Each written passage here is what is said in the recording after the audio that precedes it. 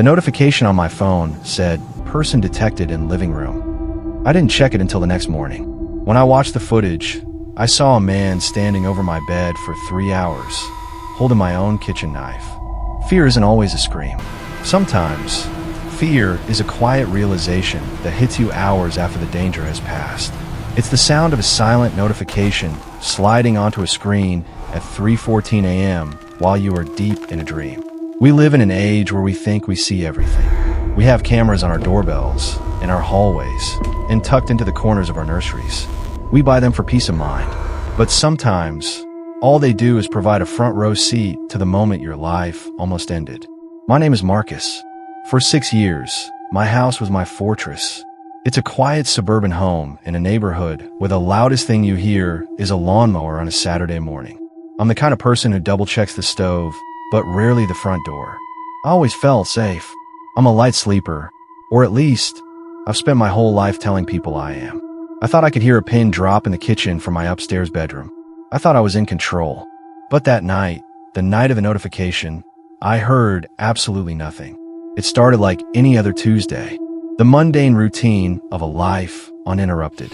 I worked late, nuked some leftover pasta, and scrolled through my phone until my eyes felt heavy. At 11 p.m., I climbed into bed. I remember the weight of the blankets, the cool air from the AC, and the rhythmic ticking of the clock on the wall. I plugged my phone into the charger on the nightstand, right next to my head, and I closed my eyes. I didn't know that while I was drifting off into a peaceful sleep, someone was already standing on my porch. Someone was already testing the handle on my front door.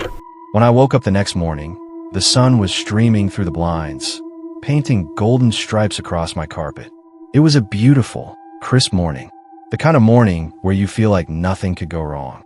I reached for my phone to silence the alarm, my finger hovering over the screen. That's when I saw it. A single banner from my security app, person detected. Living room. 3:14 a.m. My heart did a strange, heavy skip against my ribs. It wasn't fear yet, just confusion. We don't have pets. I live alone. My mind immediately went to the logical. A glitch. A spider crawling over the lens. The shadows of the oak tree outside moving with the wind. I tapped the notification, expecting to see a 15-second clip of an empty room. The video buffered. The black and white night vision flickered to life. At first, everything looked normal. The couch was empty. The TV was a dark rectangle on the wall. But then, movement. From the kitchen doorway, a figure emerged. He didn't rush. He didn't sneak. He moved with a terrifying, rhythmic confidence. He was tall, wearing a dark hooded sweatshirt pulled tight around his face and thin, surgical-style gloves. He walked to the center of my living room and just stood there, looking around, taking it in. Then, he walked over to the magnetic knife block on my kitchen counter. The night vision picked up the cold, sharp glint of the steel as he slowly, almost gently, pulled out the 8-inch chef's knife. He didn't look for my car keys. He didn't look for the expensive camera sitting on the sideboard. He just held that knife, testing the weight of it in his hand, turning it over so the blade caught the moonlight. Then, he turned his head and looked directly into the camera lens. He knew it was there. He leaned in, and he smiled. It was a wide, jagged grin that didn't reach his eyes. Then, he walked out of the frame. He was heading toward the hallway, toward the stairs, toward me. The next clip started at 3:18 a.m. This camera was tucked behind a book on my dresser, a small unit I'd bought on a whim. The footage showed me, fast asleep. I looked so small, so defenseless. My chest was rising and falling in a rhythmic pattern. The bedroom door pushed open. It didn't creak. It didn't groan. It just slid open like a curtain. The man stepped inside. He walked to the side of my bed, and then he just stood there. He didn't move for the first 20 minutes. He stood exactly 3 feet away from my face, holding the knife down by his side. Every so often, he would lean in, bringing his face so close to mine that I could almost imagine feeling his breath on my skin through the screen. This wasn't a robbery. This was a vigil. I watched the timestamp on the bottom of the screen. 3:40 a.m., 4:15 a.m., 5 a.m., for 3 entire hours, this stranger stayed in my room, a silent shadow in the corner of my life. At 5:30 a.m., he did something that made me draw my phone on the floor. He sat down on the edge of my bed. I watched the mattress sink under his weight on the video.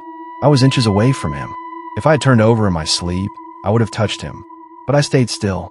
I kept sleeping while he sat there, watching me, with a knife resting on his lap.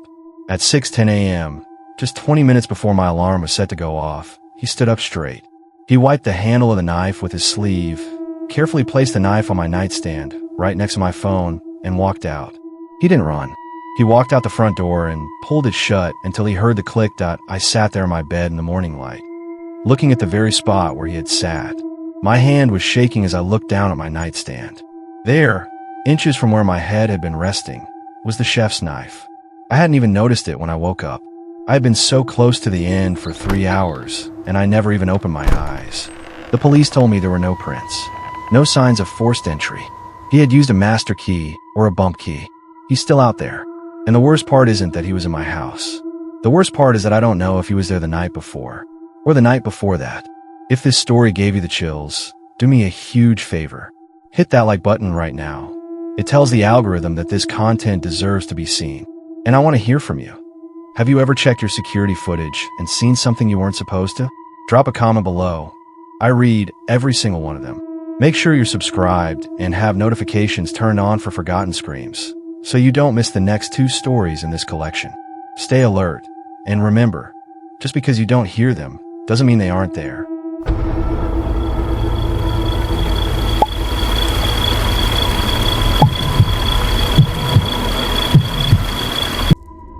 There's a specific kind of silence that only exists in old houses. It isn't the absence of noise. It's a heavy, expectant silence, like the house is holding its breath, waiting for you to leave the room. I never believed in ghosts, and I still don't. But after what I found behind the drywall in my guest bedroom, I've realized that the living are far more patient and far more terrifying than the dead. My name is David. 2 years ago, I bought a fixer-upper in a rural part of Pennsylvania. It was a Victorian-style home built in the late 1800s, sitting on 4 acres of thick, overgrown woods. It was cheap, and as a freelance carpenter, I figured I could do the work myself. I wanted the isolation. I wanted the peace. For the first 6 months, everything was perfect. I spent my days tearing up moldy carpets and my nights sleeping the heavy, dreamless sleep of a man who had worked 12 hours of manual labor. I felt like I was finally building a life for myself. But as the autumn chill began to set in, the house started to feel different. It started with a smell. It was faint at first, a metallic, musky scent that would waft through the vents in the upstairs hallway. I checked for dead rodents, I checked the plumbing, and I bleached every square inch of the basement. But the smell persisted. It was strongest in the guest bedroom, a room I hadn't started renovating yet. Whenever I stepped inside, the temperature seemed to drop 5 degrees, and the air felt thick, as if someone had just been standing in the spot I was now occupying. I'd find myself looking over my shoulder for no reason, my skin crawling with the sensation of eyes on the back of my neck. Then came the sounds. Not the usual house creaks, but rhythmic sounds. A soft thump drag, coming from somewhere inside the walls. I told myself it was squirrels, or maybe a raccoon had nested in the crawl space.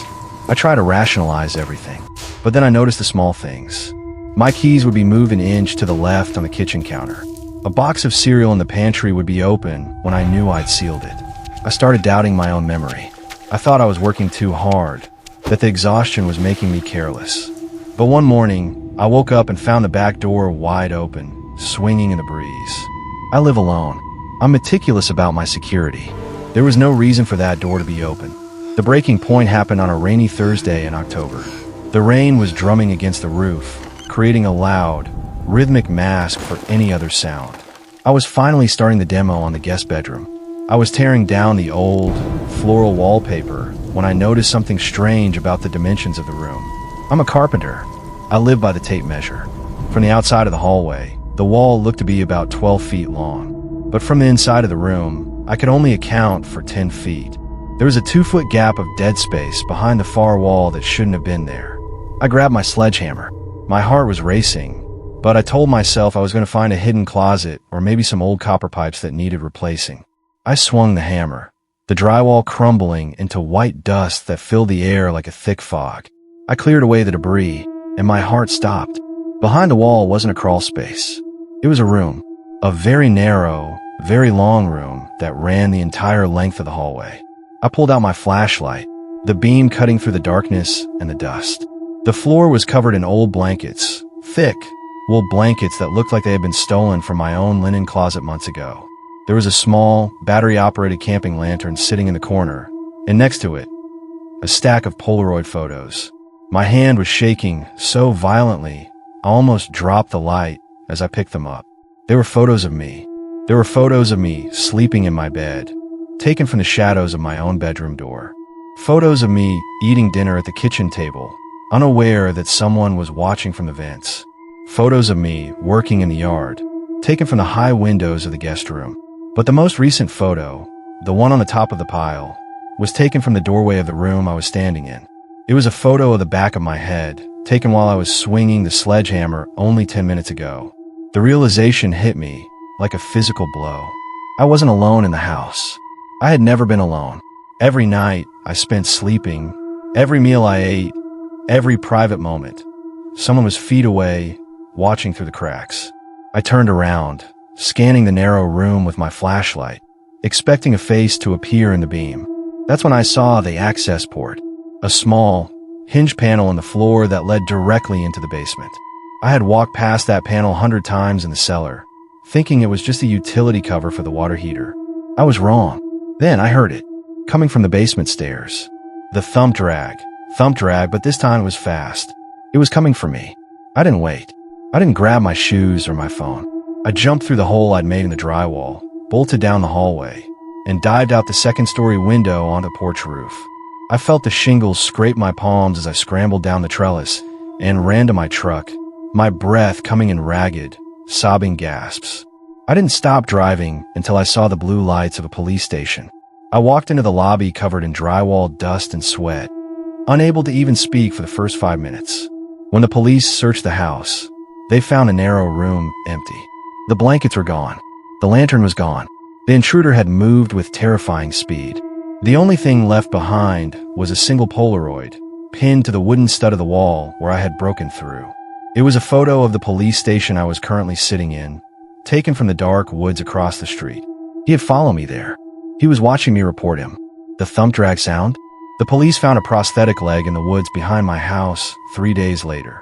The man living in my walls had been an escaped convict from a nearby state facility who had lost his leg to infection in the woods during his flight. He had been living in my home for 4 months, like a parasite, watching me, learning my routine, and waiting for the moment I finally noticed the smell. I sold that house a month later. I lost money on the sale, but I didn't care. I moved into a modern apartment with concrete walls and no dead space. But sometimes, late at night, when the building gets quiet and the traffic outside dies down, I'll hear a soft sound from the hallway, a rhythmic thump drag, and I find myself staring at the drywall, wondering if the walls are as solid as I think they're. If that story made you look at your own walls, make sure you show some support. Smashing that like button lets me know you want more of these long-form deep dives into the shadows of everyday life. We have one story left tonight, and it's the one that still keeps me up at night. But before we get there, I want to know, what's the creepiest thing you've ever found in a house you just moved into? Tell me your story in the comments. And if you haven't yet, subscribe to Forgotten Screams. You don't want to be the only one left in the dark when the next video drops.